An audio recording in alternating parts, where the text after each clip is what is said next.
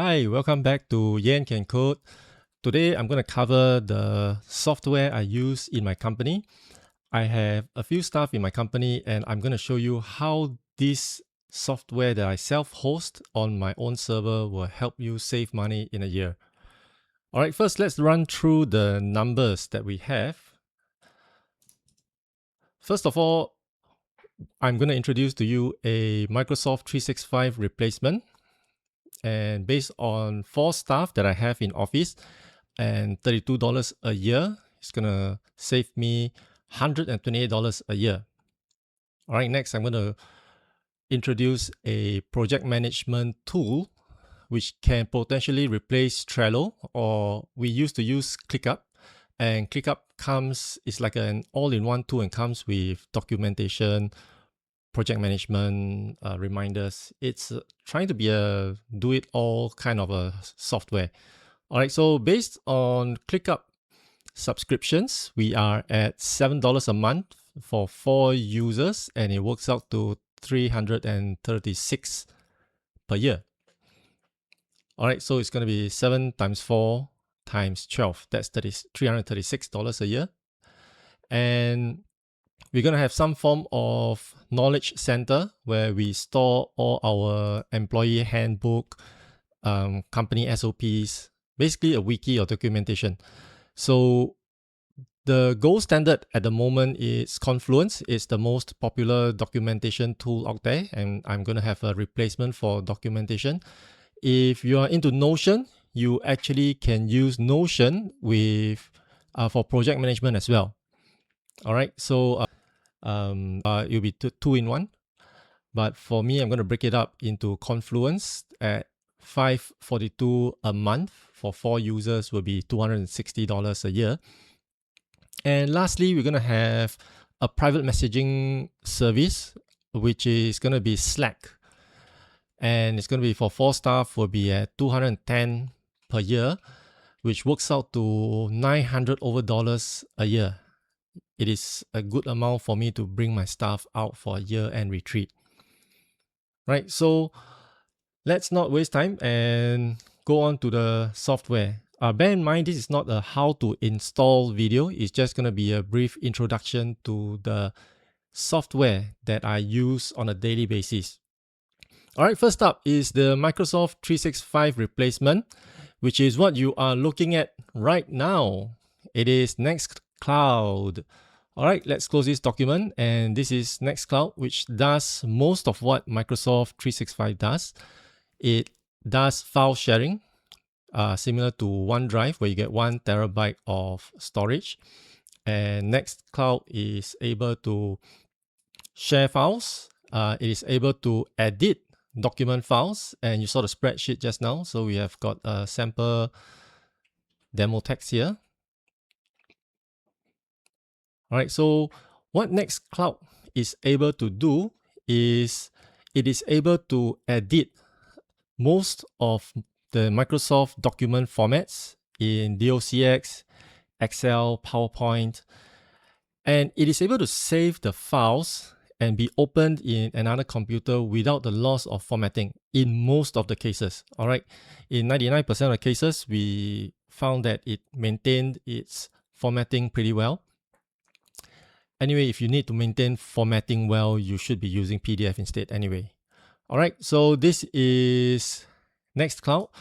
NextCloud is a really powerful tool, I would say, because it allows you to not only share files, there is a calendar system inside as well. So my costing calculation did not include calendaring because I realized that not everyone needs calendaring. And if you need calendaring, Microsoft 365 is not really the tool, and you might want to go for Google Workspace.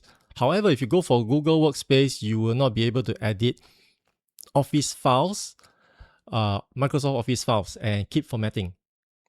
So that's the dilemma there. So what happens is many people end up subscribing to both Google Workspace and Office 365, right? Where NextCloud does both. Right, so NextCloud is able to edit files through a plugin called Collabra. There's a new offering by EuroOffice. It's the new EU standard for Office documentation or office productivity tools. So you might want to explore EuroOffice. I have Collabra installed in my server, and I thought I'll just use it again to show you what we have. All right. NextCloud is also able to check your emails. So you can connect your email account into NextCloud by IMAP, and you'll be able to check your email. So your staff can actually use NextCloud for all their daily work. All right, next up, if you are into simple project management, you can also use NextCloud with a simple Kanban board style of wait, hang on. What is this doing? Operations. Let's do a new board operations. And first list. Let's do leads. Then we can have a card and say this is customer A. All right. And down the pipeline, we can have contacted for quotation, contacted. And so maybe a third list called quote sent, quoted. And lastly, closed. Maybe due, and last one called fail. All right, so along the way, you can move the cards like a Kanban view, a very simple project management style. All right, so you can create text like came in from Facebook maybe, and looking for 6 PC or 6 and a type 4, 6 PC maintenance service package maybe. And these boards were, or this deck, they call it deck, Trello calls it boards. These will persist through the users, and your staff can move the cards along each list where the customer process is. All right, next up, let's go on to the next app that I have on my system. It is Mattermost. Mattermost is what we use for our internal chats, and the equivalent in the market would be Slack. So why do we want a different messaging platform when WhatsApp is free? That's because if we are to communicate on WhatsApp, and all the company discussions will be on WhatsApp as well. Well, I don't really have a problem with putting my company discussions on WhatsApp, but experience has it that someone would post our company discussions to the customer's group chat, and they would see what we are discussing internally and our internal pricing. And by the time you delete it, it might be too late and customer would have seen what we are going through. All right, so having a separate messaging platform would eliminate any of these issues. All right, so this is Mattermost. Straightforward. So I originally used Mattermost because I needed a platform where I could upload full resolution images of our fulfilled jobs. When we have delivered or done something for a customer, we would take photos and post it onto WhatsApp, our company WhatsApp. And the images back then would have been down resolution. HD wasn't an option at that time. And so I was looking for a messaging platform, and I found Slack. However, I soon realized that Slack has a 10,000 message limit, which is quite limiting for me because we are very chatty on the Slack channels. And so it very soon filled up our 10,000 messages, and our past fulfillment images were locked out. And so we started to pay for a paid service and realized that, hey, I could actually self-host this in Mattermost, and here we are. Mattermost has a powerful feature called webhooks, and it allows you to connect any other apps to Mattermost to post messages in. So we come back to webhooks again later, and let's move on to our next app, which is Vikunja. All right, so Vikunja is a project management / to-do list kind of an app. All right, it overlaps with Trello and ClickUp. So we can see that we have some sample projects here. It's called inbox. We call this projects, and we can have it in different views. We can have it in list view, which is all the actions we need to do, or however you define it. Then we have a Gantt chart. We can list it in tables, or we can also list it in Kanban view. All right, very similar to NextCloud deck, but this has more feature than a simple deck in NextCloud. The good thing about Vikunja is that you can hook up webhooks such that when someone posts a comment, it gets reflected in Mattermost, and that's where webhooks come in. All right, this is a new message. All right, so let's move on back to Mattermost. I have posted it to Town Square, and so the last message is project updated. Let's go on back and post a new comment. This is a new message. All right, and so the message comes in. That's the power of webhooks. And so if you have to coordinate between staff members and they don't check Vikunja regularly, this is a place where you can remind them that there's an update in Vikunja, and please go on and handle it. Lastly, we have Docmost. All right, Docmost is the Confluence equivalent. It allows you to create documentation, and I have all my company documentation on Docmost. We have the very simple markdown editors.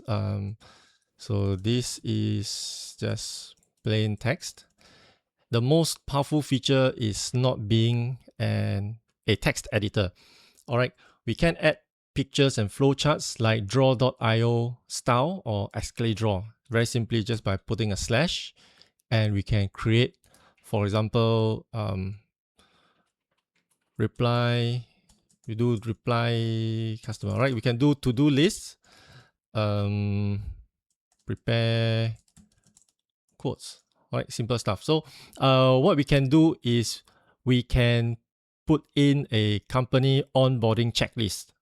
So everyone that comes in, we can have a checklist, and we have gone through employee handbook, operations SOP, do's and don'ts, and stuff like that. All right, so for every employee that comes in, then you know that, all right, you have done through this, and you can reset them again for the next employee again. All right, so other things we can do, let's do a new drawing. As you can see that I've drawn, that's my masterpiece. Excalidraw, double click, and you can draw to your heart's content. All right, so this is like a whiteboard where you can draw a whiteboard. Save and exit. All right, good thing about Docmost is collaborative. You can collaborate real time. So let me hop on over to another window that I have open, and if I start to type, this is me typing remotely. All right, so if another staff is working on the same document, you will get this notification or this flag on who is typing, and you see it real time, all in real time. All right, lastly, it is not so much on what my staff use, it is what I use personally, would be Dockge. Dockge is what I use to manage all my Docker containers, and I can deploy all this very quickly. And this is what I would recommend to anyone trying to host their systems, just like me. And just by copying and pasting all these containers, ready-made Docker Compose files, you should be able to start your services running very quickly. All right, of course, these are all throwaway containers. So thank you if you are a bit concerned on my secrets sharing in the open page openly. I will be deleting these containers after this demonstration. All right, so that is all. Let's run through a quick run through on why self-host, or why I chose to self-host. Because back when I started the company, I didn't have a large war chest of savings to pay for all the subscriptions, and I started to self-host. in order to save money. All right, so I have been through this journey, and that's why I am saving my fellow entrepreneurs some time from looking for software which could help with daily operations. And I would recommend that once your operations have expanded to a size, you would be hiring a professional to maintain your IT system. All right, good thing is all your data is hosted in your server, and so you are not afraid of your data being compromised when an external server is being hacked. Everyone is prone to hacking, and so you should also take precautions to harden the systems and implement 2FA whenever possible. All right, next, I am also a data hoarder, and so I would like to keep as much data as possible, and so that's why I chose the self-hosting route, because if I were to do file sharing on OneDrive, 1 TB is just not enough. I have everything thrown into my NextCloud server, and it is my place to go to for all my data. All right, and it is exceptionally good if you have the infrastructure set up. What kind of infrastructure do you require? You just need a NAS. Most NAS these days are quite powerful. They do come with Intel or AMD chips. Even some of the new ARM chips are pretty powerful. They can run simple software.